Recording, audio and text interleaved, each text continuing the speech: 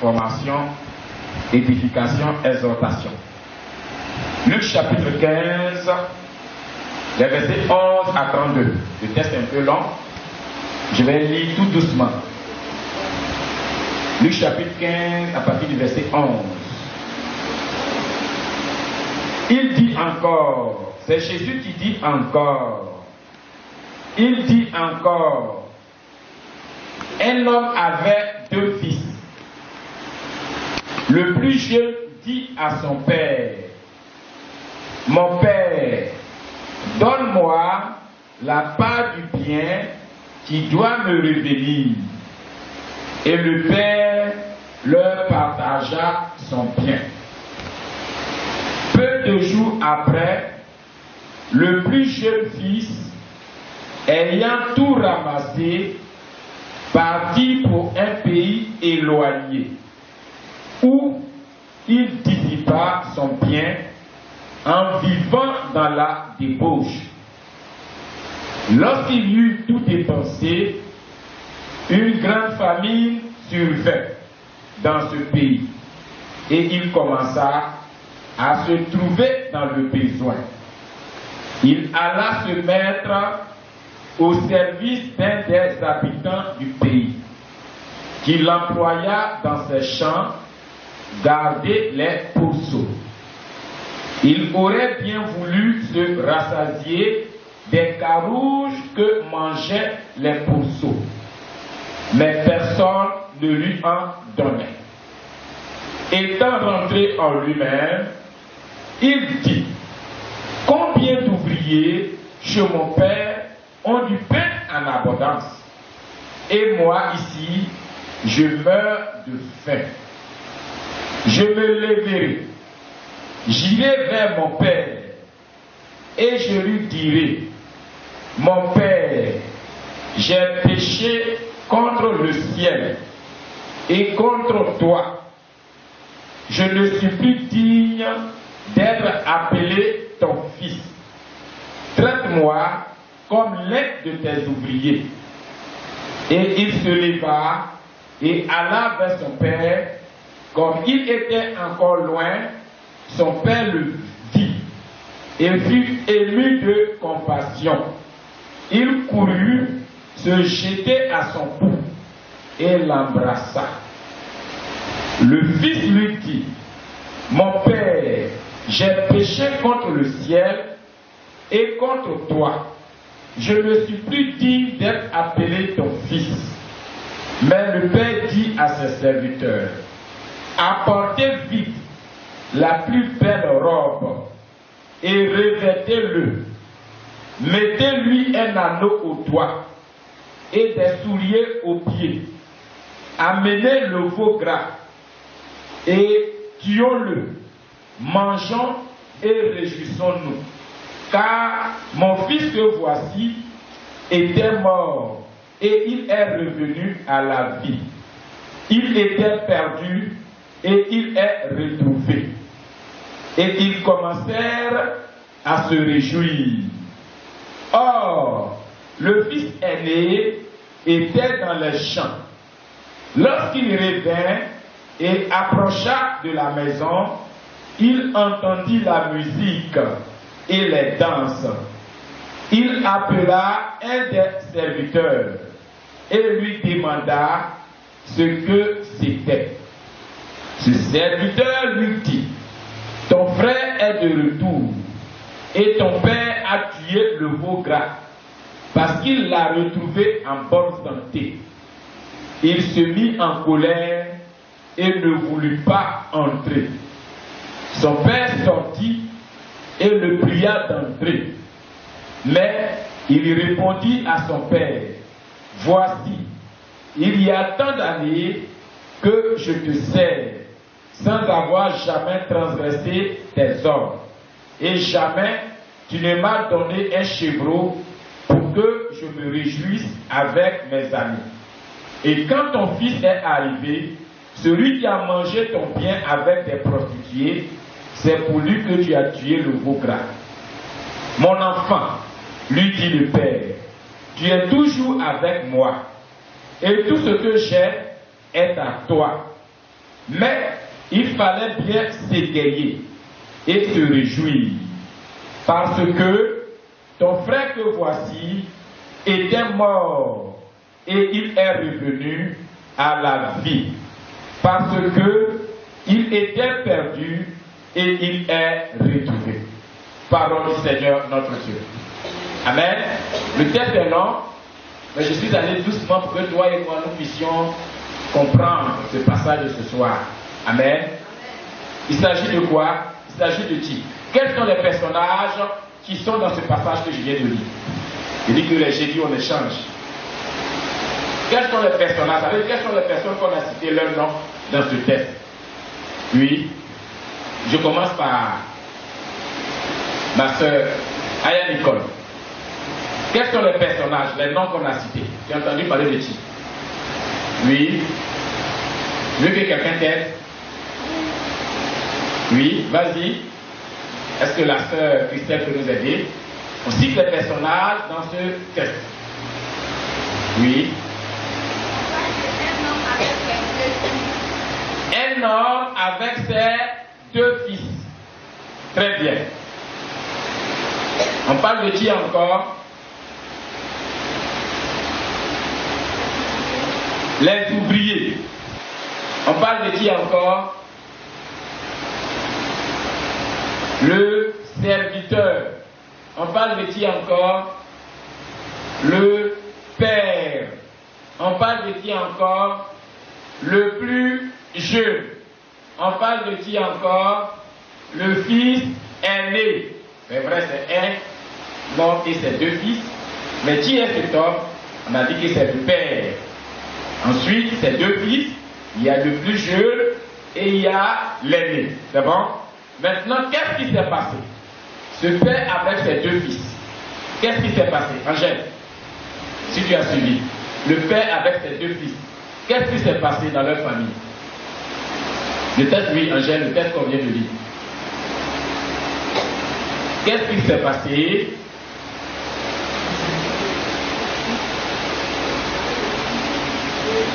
Le plus jeune, oui.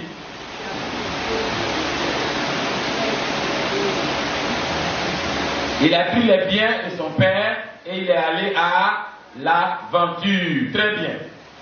Qu'est-ce qui s'est passé encore? Quand il a demandé les biens à son père et il est à l'aventure, qu'est-ce qui s'est passé à l'aventure là-bas? Qui peut nous aider? Pour grâce. Quand il est parti à l'aventure, qu'est-ce qui s'est passé là-bas? Ça, c'est le plus jeune hein, qui est passé à l'aventure. Oui. Une fois là-bas, il y a eu là, il était dans le besoin. Parce qu'il y avait la famine. Très bien. Qu'est-ce qui s'est passé là-bas encore? Qui peut ajouter quelque chose concernant ce fils une fois là-bas? Avant qu'il y ait la famine, qu'est-ce que ce fils a fait? Le plus jeune, oui, madame Tapé. Tous les biens qu'il avait pris pour partir, avant qu'il y ait la famine dans le pays, la Bible dit quoi? Il a gaspillé, dilapidé tous ses biens. Si on lui a donné 10 millions, il a fini de manger tous les 10 millions là. C'est après avoir fini de manger tous les 10 millions, où il se trouve là, la famine va venir là. Ça veut dire que les gens vont commencer à avoir faim. Pourquoi? Parce qu'il n'y a plus de nourriture. Amen. Et quand il a eu faim, qu'est-ce qui s'est passé encore par la suite? Oui, qui va nous aider? Maman Akassi. Quand le plus jeune a eu faim, qu'est-ce qui s'est passé? Oui. Il est là-bas, il a eu faim. Maman Akassi. Il est retourné sur son père. Amen. Que Dieu te bénisse. Il est retourné sur son père. Oui. Et quand il est retourné chez son père, oui, quelqu'un voulait ajouter quelque chose, oui. Avant de retourner chez son père, comme il avait faim, il y a la famille là-bas, il a faim, il est parti chercher le travail. Mais où il est parti chercher le travail, c'est où ça? Dans un lieu de porc, de pourceau, où on élève les porcs là. C'est là-bas qu'il allait travailler. Et pendant qu'il travaillait, est-ce qu'il arrivait à manger là-bas? Il n'arrivait même pas à manger. Même la nourriture des porcs là, il ne gagne même pas un peu pour manger. Et puis il va commencer à se de réfléchir en disant quoi? Qu'est-ce qu'il a dit, Viviane?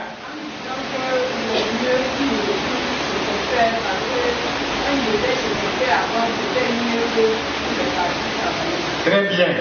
Il a commencé à réfléchir. Il dit, mais qu'est-ce que je viens de faire? Chez mon père là-bas, même les ouvriers, ceux qui travaillent pour nous là, pour mon papa, eux, ils mangent mieux que moi. Et puis moi, je suis ici, je n'arrive même pas à avoir un beau photo. Je n'arrive même pas à avoir quelque chose pour mettre sur ma langue. Et qu'est-ce qu'il a fait? Il a commencé à réfléchir. En disant quoi? Je vais, comme maman l'a dit, je vais retourner chez mon père. Et quand je vais retourner, qu'est-ce que je vais lui dire? Oui, comment il s'appelle? Redonne-moi ton nom. Celle qui est plutôt rouge là. Donc, oui. Il a dit quoi quand il était chez son père, avant de retourner chez son père, il a dit quelque chose. Il dit quand il va arriver chez son père, quelles sont les premières paroles qu'il va lui dire? Qui veut le dire? Oui, Christelle.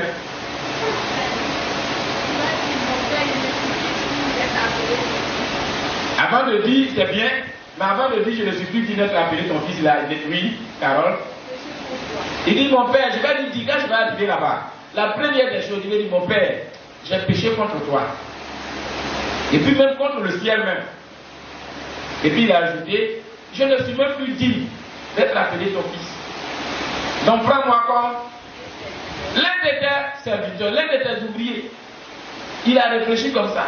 Et après avoir réfléchi, il est retourné. Et quand il est retourné, qu'est-ce qui s'est passé au niveau du père? Oui. Quand le père a vu qu'il lui revenait, qu'est-ce que le père a fait? Le père là était dans la joie. Ensuite, il a fait quoi encore? Il a couru pour faire quoi? Pour aller le faire à tout. Et quand il a fait à tout, son fils a commencé à parler en disant tout ce qu'il a dit. Il a dit, mon père, j'ai péché quoi. Le père n'a même pas laissé finir même. Il dit, c'est bon, vite. Qu'est-ce que le père a dit, le père? Qui doit l'expliquer? Oui. Ara. Première chose, il dit changer c'est. Mais le nom qu'on a utilisé c'est quoi? Dans le passage, la robe. Vite, changer sa robe. Ensuite, après la robe, on devait changer quoi encore? On devait lui donner quoi encore? Des souliers, et puis quoi encore? Un anneau. Et puis après, qu'est-ce qu'il a dit? Vite, tu es quoi? Le beau gras. Et faisons quoi? Faisons la fête. Pourquoi on doit faire la fête? Parce que mon fils, il était quoi? Il était mort. Et il est revenu à la vie. Il était aussi perdu et il est. On acclame le Seigneur pour nous-mêmes au nom de Jésus. Alléluia. Voilà. On vient de parler de ce passage. Mais ce passage nous enseigne beaucoup de leçons. C'est de ça que nous allons parler. Ce passage nous enseigne beaucoup de leçons. Quelle est la première leçon? Voici, on ne va pas citer en ordre. Est-ce que quelqu'un a une leçon qu'on peut tirer dans ce passage-là? Même si on ne cite pas en ordre. Je vous donne 2 minutes de réfléchir. Quelles sont les leçons qu'on peut tirer? Les leçons qu'on peut tirer. Après tout ce qui s'est passé, on a dit. Donc, à réfléchir, parce que je vais te poser des questions. Maman Cassie, quelles sont les leçons qu'on peut tirer? Une leçon pour tes enfants, pour toi-même, père, mère. Quelles sont les leçons? Oui. Une des leçons qu'on peut tirer dans ce qu'on vient de dire.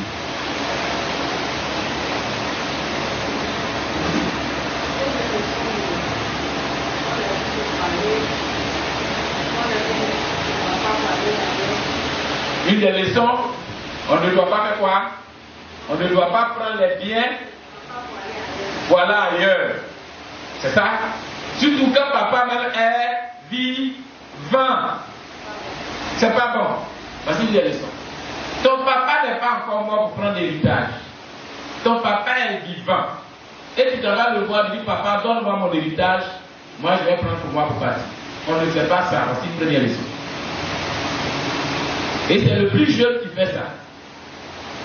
Si tu es là ce soir, l'héritage de papa, les biens de papa, pendant qu'il est en vie, ou bien pendant qu'il n'est pas en vie, on ne prend pas pour aller gaspiller ça. On ne fait pas ça, c'est pas bon. Et c'est ce que le plus jeune a fait. Et je suis sûr quand il allait voir son père premièrement, selon vous, est-ce que le père a accepté de lui donner? Non. La première fois, il allait le voir. C'est pas sûr. Le texte ne nous dit pas, mais un bon père, quand tu viens le voir, tu dis, il faut donner la part de mon héritage. Lui-même, il sait qu'il a envie, on ne fait pas ça. Est-ce que la première fois, peut-être, le père n'a pas accepté? Il est revenu la deuxième fois. Et quand c'est comme ça, il y a les gens même qui l'encouragent. Il y a les gens qui l'encouragent à poser cette action-là. Ils sont autour de lui, ce sont ses amis, ce sont ses connaissances. Il dit, ton père, il a un peu d'argent. Va prendre pour toi, on va partir là. On va lui faire le show là. Donc il y a des personnes qui encouragent ces gens de comportement. Toi-même, en tant qu'enfant, tu ne dois pas faire ça. Et si tu es un enfant, tu ne dois pas encourager d'autres personnes à faire ça. C'est pas bon. Voici une des leçons. Pendant que le père est vivant, on ne va pas lui demander l'héritage. Même quand il n'est pas vivant, on ne prend pas l'héritage là pour aller gaspiller. Parce que le père a trop souffert. Il s'est trop fatigué pour avoir l'héritage.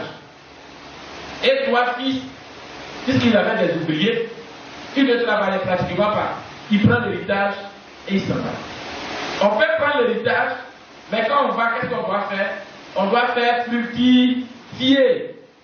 On doit valoriser. Voici une des leçons encore. Si un jour papa et maman nous donnaient quelque chose pour partir, quand on va là, c'est pas pour aller faire fête, c'est pas pour aller faire show, mais on va pour faire peut-être commerce, on va peut-être pour créer entreprise, on va peut-être pour faire une affaire, pour que l'argent là nous rapporte encore et encore. Mais on ne prend pas pour aller faire show avec ses amis. Aller dans les bâtis, aller dans les boîtes, aller dans les bons endroits chic,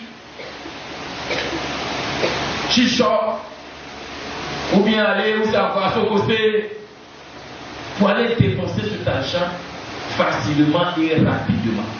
C'est une des leçons que toi et moi nous devrons retenir. Amen. Une fois qu'il soit parti, la Bible dit quoi? Il a utilisé cet argent, il a gaspillé cet argent. Et qu'est-ce qu'il va venir? On a dit tout à l'heure, il y a eu voilà, famine qui est arrivée dans ce pays. Si tu prends les biens de ton père et que le père n'est pas d'accord et que tu prends pour partir, c'est sûr que quand tu vas arriver là-bas, ça ne va pas bien aller chez toi. Parce que tu n'as pas eu quoi? La bénédiction du père. Le père n'est pas d'accord, tu l'as forcé, il t'a donné, tu es parti. C'est comme tu as ce qu'on appelle quoi? Les poches trouées, les porte-monnaies trouées, les mains trouées dans le spirituel, c'est ce que ça veut dire. Quand tu as pris et que tu es parti, tu n'as pas eu la bénédiction du Père, même si Pater fait une affaire, c'est pas sûr que ça marche. S'il n'a pas fait qu'il a quitté l'argent avec les prostituées, avec les bandits, c'est pas sûr que l'affaire la marche. Pourquoi? Parce qu'il n'a pas eu l'accord, la bénédiction du Père. Donc nous devons chercher la bénédiction du Père dans tout ce que nous faisons. Dans tout ce que nous entreprenons, nous devons chercher la bénédiction du Père. Quand nous avons la bénédiction du Père et quand nous partons, sa bénédiction nous accompagne. Là-bas, là on peut réussir tout ce que nous voulons faire. Amen. Autre leçon. Quand il était là-bas, qui peut nous donner une leçon encore, une fois qu'il était là-bas, pendant qu'il n'avait pas mangé, quelle leçon peut-il dire? Et il a commencé à dire, chez moi, là-bas, même dans la maison de mon père, les serviteurs, oui, il a commencé à regretter. Qu'est-ce qu'on peut dire encore comme principe?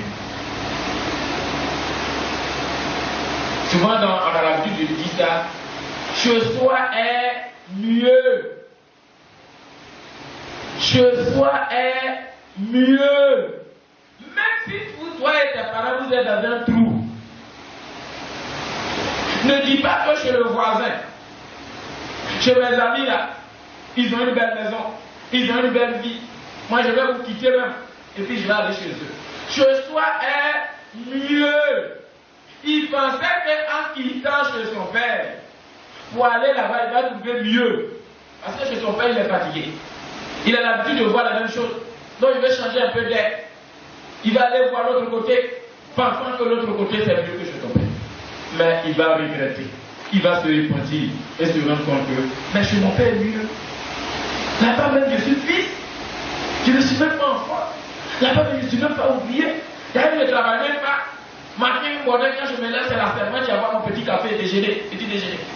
À midi, on m'appelle même pour venir manger à table. Le soir, on m'envoie même des jus, des desserts. Mais je suis en train de faire quoi ici? Je sois un mieux. Retenez ça. Que ce soit à l'église, que ce soit à la maison, je dois être mieux. Faut pas, les gens vont te dire des choses. Que chez toi n'est pas mieux, donc va ailleurs, va essayer ailleurs. Non, chez toi est mieux. Et avant de partir chez toi, il ne faut pas tout gâter.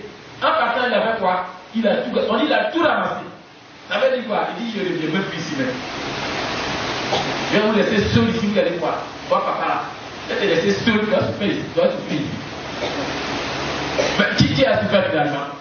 C'est lui-même. Je sois un mieux. Si vous vous trouvez dans une assemblée, si vous vous trouvez dans une communauté, et que Dieu vous visite et que Dieu vous bénisse, c'est mieux. N'écoutez pas les gens pour dire il faut partir, il faut partir, il faut partir. Il ne faut pas en pas les écouter. Je vais revenir maintenant sur l'aspect, un autre aspect. Pendant que nous sommes en programme avec le groupe, quand nous trouvons quelque part avec le Père spirituel surtout, je reviens au groupe maintenant. Quand je dis vous devez... Lui n'était pas là en ce moment. Et quand il est arrivé le soir, il est arrivé à la cuisine. Il s'est fâché. Parce que quoi? Pourquoi il s'est fâché? Pourquoi il s'est fâché? Le fils aidé. Il ne veut pas rentrer à la maison. Pourquoi il s'est fâché? Qui peut nous aider? Il a dit un certain nombre de choses. Pourquoi il s'est fâché? Il a dit que son petit frère a pris tous les biens de son père pour aller gaspiller avec les prostituées. Ça lui fait mal. Ça c'est un. De deux, il a dit quoi encore? Que tout le temps qu'il travaille avec son père, il n'a jamais manqué à son père, il n'a jamais déshonoré. Il n'a jamais désobéi à son père. Mais son père ne lui a même pas fait tuer même un poulet pour lui. Et le fils qui a gaspillé tout l'argent, il arrive. Non seulement tu ne tues pas mouton, mais tu n'as pas tué jusqu'à le veau gras. C'est l'animal le plus dodu, où il y a beaucoup de chair. C'est là que le père va prendre pour qu'on tue, pour donner à son petit frère qui a tout gaspillé. Là, il n'est pas content. Plusieurs d'entre nous sommes dans l'église, sommes dans la communauté. Quand nos frères ont fait des erreurs, ils sont partis. Et quand ils veulent revenir, on ne les encourage pas à revenir. On ne les accueille pas. On ne les reçoit pas. Un Québec, il a tout gâté ici pour partir, il n'a qu'à rester là-bas. Il n'a qu'à rester mieux même, il n'a qu'à rester là-bas. Il va venir nous déranger. On va venir nous gêner ici. Il n'a qu'à rester là-bas. Parce que quand il va venir dans le groupe là, c'est pour nous créer un programme encore. Il est parti, bien c'est bon. Mais regardez l'attitude du père. Depuis que son fils était parti, chaque jour, le père venait s'asseoir devant la route, au bord de la route, pour regarder si son fils allait revenir un jour. Chaque jour, le père vient s'asseoir et dit c'est quand mon fils va revenir où? Mon fils, pardon, reviens où? Mon fils, pardon, reviens où? Tous les jours, il vient s'asseoir et puis il regarde là. Jusqu'au jour où il assis, il regarde de loin, il voit venir son fils. Amen. Ça veut dire que ce père-là, il a un cœur d'amour. Il a un cœur pour accepter les pécheurs qui se répandent. Ne soyons pas comme ce grand frère-là. Qui, quand les gens ont péché, on veut les condamner, on veut les repousser, on veut toujours les étouffer dans ce péché pour qu'ils meurent là-bas. On doit les encourager à revenir au Père, à revenir au Seigneur. C'est ce que le Père a fait. Toi et moi, nous devons faire comme le Père. Le faire quoi? À tout. Et Jésus, il venait, s'ils ont changé sa robe, ça veut dire que quoi? Son vêtement était sale. Quelqu'un qui vit avec les pauvres. Vous pouvez regarder pauvres. Qui connaît pauvres? Où les pauvres se trouvent? Ils nagent dans la boue. Mais c'est lui qui s'occupe des pauvres. Regardez combien de fois il s'enterre. Mais regardez le Père. Le Père lui a fait quoi? À tout. C'est ce que Dieu nous demande d'avoir, ce cœur qui accueille des pécheurs repentants. Nous devons toujours être là pour les attendre, pour les accueillir et pour s'occuper d'eux. Faire Dieu le beau gras, lui porter un anneau, changer sa robe, lui donner des souliers. Tout cela a un sens spirituel. Mais nous ne devons pas être comme ce fils pour dire, mon petit frère, je veux plus qu'il revienne. Il allait gaspiller, il a fini, qu'il meurt là-bas. Il a pris sa place chez nous. Le Père accepte toujours tous ceux qui reviennent à lui. Tous ceux qui se répandent et qui reviennent à lui. Amen. Il avait eu l'idée de se repentir. Il dit, je m'élèverai, j'irai chez mon Père et je lui dirai, mon Père, j'ai péché contre toi et contre le ciel. Je ne suis plus digne d'être appelé ton fils. Prends-moi comme l'un de tes ouvriers. La Bible dit quoi? Le fils n'a pas fini de dire et que le Père dit, vite, changez ta robe. Il suffit que tu commences à te repentir pour que Dieu t'accepte.